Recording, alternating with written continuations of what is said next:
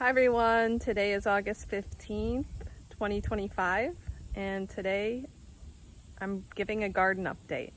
Enjoy. What are you doing, Charlie?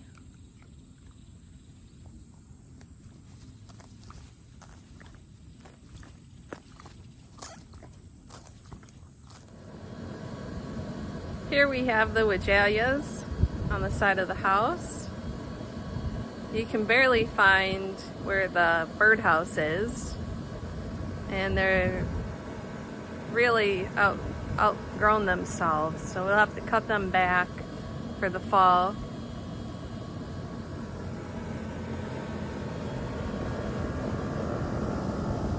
Our tiger lilies are pretty much finished blooming for the year. We have our ferns doing quite well.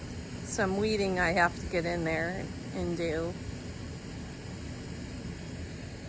But look at our butterfly bushes. We've had a ton of hummingbirds and butterflies. We'll catch one right now. Oh.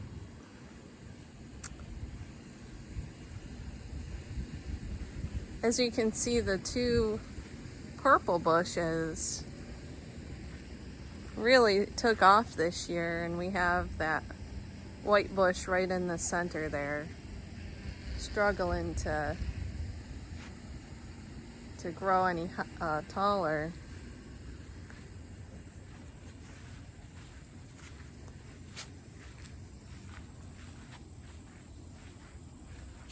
We have our stilbees doing great in this area, and our giant hostas.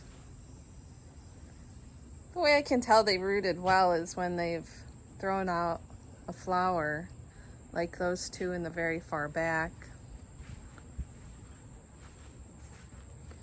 And those were from the first batch. So those have been here quite a while now.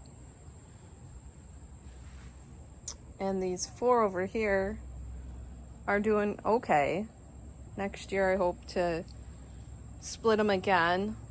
And maybe that'll be the last year of splitting them, which will depend on those astilbes. I might just leave the astilbes where they are and see how it all works out. We have those firecrackers are leaning over. Some more hostas intertwined with our black-eyed Susans, which I didn't get to this year. In my last video, I did share that I would be cutting them back, and that's still a plan, but it just didn't happen yet. These hydrangeas,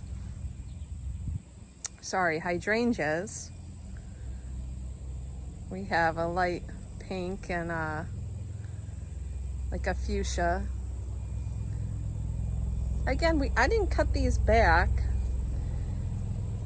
and I can tell, especially on this bush, the fuchsia, bright pink here.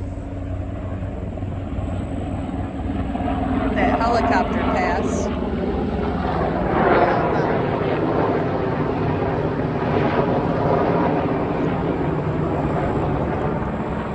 They're going to the military base. So looking at these, look how small the flowers are, and I think that's because fertilization. Obviously they needed something a little bit stronger this year, and they also needed, I would say, to be cut back. Now that catmint here, it's a giant variety, was cut back, and it just expanded to about as big as it was prior to being cut back. Here we have our irises and Stellodoros. They're all pretty much finished. I don't know how these black-eyed Susans got over here because I had lavender here.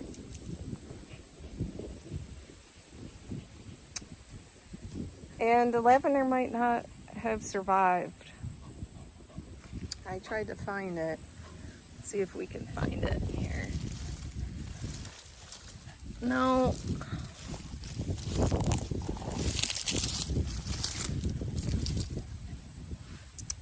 I do like the pop of color of the yellow, but those flowers have to get taken out because they'll just grow in between these raspberry bushes.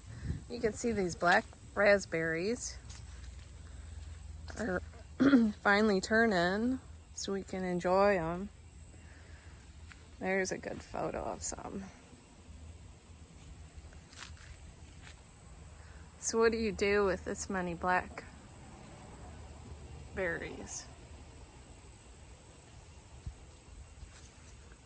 I freeze them because they're very hard still to keep more than a day or two in the refrigerator. But that's something I've been looking forward to are my blackberries because they take the most time to turn. This all looks dead and rotted, but it really isn't. I mean, some of the canes will die back like this and the deer come back and eat them. But you see right here's a red raspberry still producing more raspberries. So our yellow bushes are pretty big. And I froze more yellow berries than the red berries. And here we have our composter. And you see the berries like to take over and sneak in under this step. So I'll have to cut back that. But we had a peony bush. It just never showed up this year. First year it hasn't.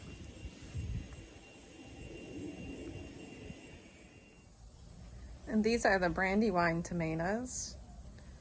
We've had some cold nights and mornings, so they've changed color. And they're kind of like a pink, not a bright red. You can see we had something munching on that. But these ones we're gonna eat ourselves for lunch today. You can't see that one very clear. There's a few over here.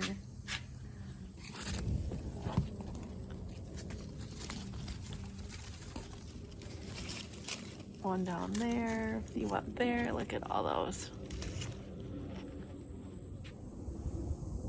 And here we have our pineapple tomatoes.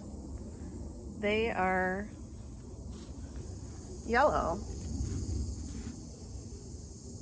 And before we eat our tomatoes for lunch today, I'll be sure to cut them open, post a picture.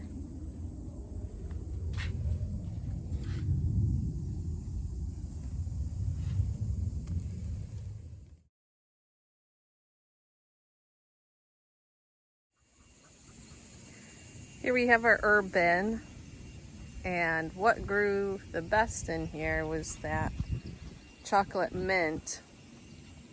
The lavender also did very well. We have these lavender stems that are still fragrant. Yep, and I could come out here and collect those and put them in dresser drawers, make the clothes smell fresh. We have some, this is parsley. I believe this one was the winterized one. I tried to grow some from seed as well as basil, and none of the seed worked. We have more parsley intertwined with the mint. This time, winter time, is being strangled by the winter mint, or well, the chocolate mint. So I'll have to come in here and take out the mint. I still cut that bush the second winter time on the side of the house. We'll see if that has any growth in it. We have our onions, and we have our peppers over here. Purple on this side. Now, some have sun scald, and some blighted. They grew really small. I wasn't expecting such small ones. Even these red ones over here. I mean, look how small the fruit is compared to our next bin. When you see the yellow ones, you'll understand. Not sure what happened. We possibly didn't water enough. You have to water like twice a day with these peppers. Strawberries, they're looking good. No strawberries anymore. Those are June berries. Here we have our yellow peppers. And again, some just didn't do very well, like this one. But right next to it, you have a really good one growing, and we need a few more cold nights to turn it yellow. I've come out here and taken a few green ones off for a few recipes. They've been really good. But yeah, you can see how big they are. They're really doing good. Well, thank you for watching. Look forward to our pepper harvest update and September garden update. I'll show you the changes in the garden. Have a good day.